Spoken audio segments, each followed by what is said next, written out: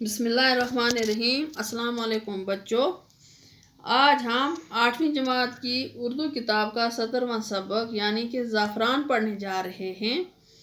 تو بچوں ہم میں آپ کو اس سبق کا خلاصہ بتاؤں گی، جو ریڈنگ ہے وہ آپ خود ہی کرنا۔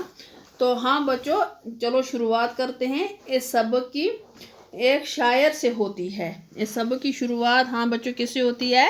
ایک شاعر سے ہوتی ہے کہ ایک مشہور شاعر کالی داس نے اپنی کتاب میں زعفران کے کھیتوں کی ہر جگہ تعریف کی ہے۔ زعفران کے متعلق مختلف شاعروں، ادیبوں وغیرہ نے بہت کچھ لکھا ہے۔ زعفران کے کھیت کو زعفران زار کہتے ہیں۔ اصل میں زعفران زار کے معنی ہیں وہ جگہ جہاں انسان کو ہنسی آئے، اور زعفران کے کھیت میں پہنچ کر انسان خود بخود ہنس پڑتا ہے۔ کہا جاتا ہے زعفران کے کھیت اتنے خوبصورت ہوتے ہیں کہ جب سکندر اعظم کی یونانی فوج نے کشمیر وادی کے زعفران زار دیکھے تو وہ اپنی فوجی فرائض بھول کر زعفران زار کے حسن کو دیکھ کر مدہوش ہو گئے۔ ابو الفضل نے بھی آئین اکبری میں زعفران کی تعریف کی ہے۔ اکتوبر اور نومبر میں پامپور علاقے میں زعفران زار کی خوبصورتی نکھر جاتی ہے، اور بھی بہت ساری جگہوں پر زعفران کی کاشت ہوتی ہے۔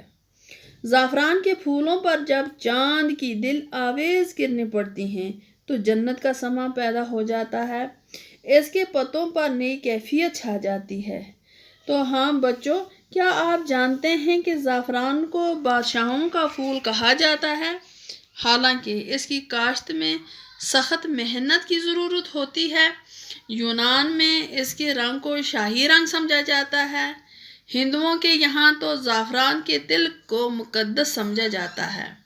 قدیم زمانے میں زعفران کی کاشت کشمیر کے علاوہ اور کہیں نہیں ہوتی تھی، جس کی وجہ سے زعفران کو کشمی راجا کہا جاتا ہے۔ زعفران کا استعمال مختلف دوا بنانے میں بھی کیا جاتا ہے۔ کشمیر اور اسپین میں تو زعفران کا استعمال کھانے میں بھی کرتے تھے۔ انگلینڈ میں اس کی کاشت 18ویں صدی میں شروع ہوئی۔ زعفران کی کاشت خاص قسم کی ڈھلوان زمین میں کی جاتی ہے۔ جولائی اور اگست میں اس کے بیج کے بلب ڈالے جاتے ہیں اور 14 سال تک زیادہ محنت درکار نہیں ہوتی۔ اکتوبر میں پھول نکل آتے ہیں اور پھر جا کے زعفران زار تیار ہوتا ہے۔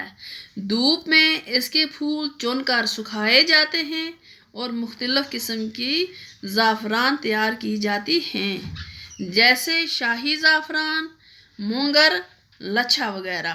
ہندوستان میں زعفران کی بڑھتی ہوئی مانگ کی وجہ سے کشمیری زعفران کی تجارت بڑھتی جا رہی ہے۔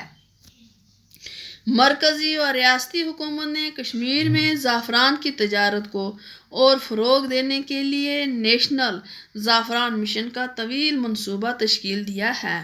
زعفران کی کاشت کو بڑھانے کے لیے اور بھی کئی سائنسی طریقے اپنائے جا رہے ہیں۔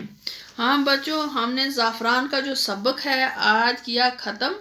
تو انشاءاللہ کل کے ویڈیو میں آپ کو اس سبق کے سوال بتاؤں گی، اور جو ہے اس کے الفاظ معنی ہیں وہ خود آپ یاد کر لینا۔